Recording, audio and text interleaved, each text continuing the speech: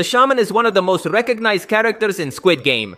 Now, thanks to Season 3, we know that she was always a fraud and only lied to deceive people. However, during the series, she made several prophecies that ultimately did come true. So maybe she wasn't so crazy after all.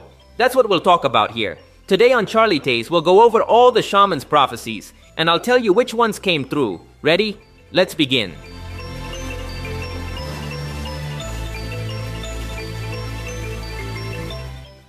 The first one is not really a prophecy, but it does tell us a lot about the shaman's supposed powers. When Gi-hun and the shaman meet, she tells him several interesting things. I'm going to read exactly what she said. Player 456, there are souls fluttering above your head that remain on this plane. You are not here by your own will. These souls dragged you to come. This is quite interesting because the shaman talks about how Gi-hun was brought to this place, dragged by souls from the other world. I think the series is referencing Gi-hun's friends who died in Season 1. I'm talking about Ali, Sang-woo, and Se-byok. This makes sense since Season 2 began with Gi-hun having nightmares about his friends. These thoughts dragged him back to the games. But what's strange about this is that the shaman didn't know Gi-hun. She had never seen him before. And of course, she didn't know he had won the games in Season 1. Therefore, it's crazy that she could tell him so many things about himself. But here comes the most interesting part. She talks about souls trapped on the island of the games. And as we all know, at the end of the season, we had the epic appearance of Se-byok, who returned to give Gi-hun a message. Let's remember that Gi-hun was about to eliminate the other players while they were sleeping. But he was stopped because he had a vision of Se-byok telling him not to do it, since he is a good person. This scene is very interesting because Gi-hun wasn't asleep, so it wasn't a dream. Se-byok literally appeared in front of him, as if she were a spirit. With that context, the shaman's words make even more sense. There are souls from the past trapped in this place. Se-byok would be one of those souls that never left and could never rest in peace. Of course, if we follow that logic, the souls of Gi-hun's friends were released when the entire island was destroyed. The games ended, and at least in Korea, there will be no more victims. So now everyone can rest in peace. Now we'll talk about the most well-known prophecy, the one about Gi-hun and the baby. It all began in the carousel game. When the shaman was trapped with our protagonists, she made a prophecy for Gi-hun. She told him that his life had extended beyond what fate dictated, and she also said that if he had arrived at this place, it was because he had a mission to fulfill. In this scene, the shaman stared at the pregnant woman, making it clear that she would be Gi-hun's mission. Of course, now we know that all of this came true. Gi-hun did protect the baby, and even gave his life for her. The shaman was completely right, and this is even more interesting if we consider that she had no reason to lie in this scene. In other games, she lied to survive. But this baby prophecy gave her no advantage, so she said it because she truly believed in it. Also, this prophecy has a part that everyone ignores. The shaman told Gi-hun that his life had extended beyond what fate dictated. She basically told Gi-hun that he should have died a long time ago, but didn't because he had a mission to fulfill. And if we think about it, she was right.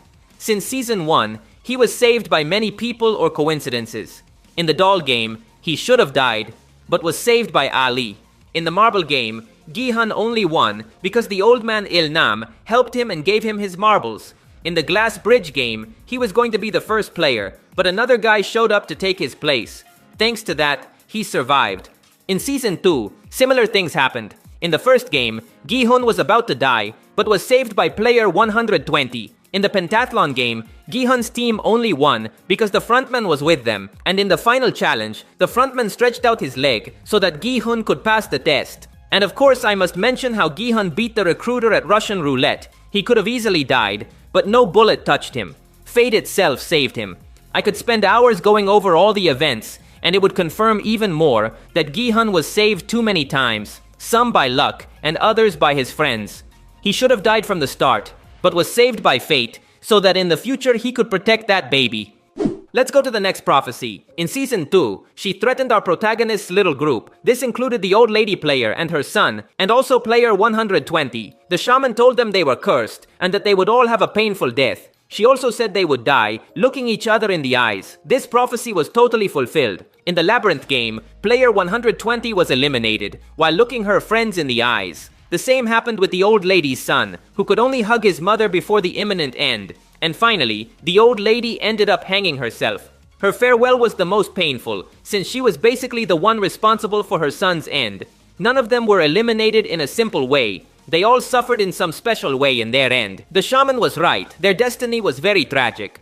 Now let's move on to the last prophecy. The death of player 100. In the labyrinth game, the shaman teamed up with player number 100 to find the exit. But in the end, the old man betrayed her and took her keys. In response, the shaman cast a sort of curse on him. She told him the following: "The gods will crush you. They will break your spine and skull. Then your organs will explode and you will agonize in pain until death." Of course, we know that this came true. Player 100 reached the final and was about to win, but he was eliminated by player 333. If we look at how the old man ended up, we'll notice that his body is crooked, as if his spine had been broken. This is exactly how the shaman said it. Also, his head exploded. I have to censor the image for YouTube, but you all know how it ended. So the shaman's prophecy was perfect. His spine and head were destroyed. In conclusion, the shaman is a very interesting and strange character. Now we know that she was always a fraud. She lied many times, but still made accurate prophecies, and even knew things no one else could know. With her, we have two possibilities. Option number one is that she was always a liar and just made random prophecies to get attention, and miraculously guessed some things right. The other option is that she did have some kind of powers. Let's remember that at the beginning of Season 2, they told us she was indeed a shaman in the past, and gained some recognition for it. Also, it seems like too much of a coincidence that she was exactly right about such important things as Gi-hun's destiny. Plus, when she met him, she spoke of things no one else could understand. That couldn't have been luck. It seems to me that the director of the series wanted to joke with us by including this character. We can't say whether she was 100% a fraud or not. Maybe we'll never understand the shaman. For my part, that's all I can say about her. By the way, before I go, I wanted to mention that I'm planning a video for each Squid Game character. I'm talking about a video for Min-soo, another for Namgyu, for Daeho, and so on for everyone. But I don't know if those videos will get enough support. Please leave a comment if you want me to make this content. If you ask me for more videos, I'll make them immediately. Thanks to everyone who has supported the channel during this Squid Game time. I want you to know that I'll make videos about all the new updates in this series, and also about the upcoming spin-offs.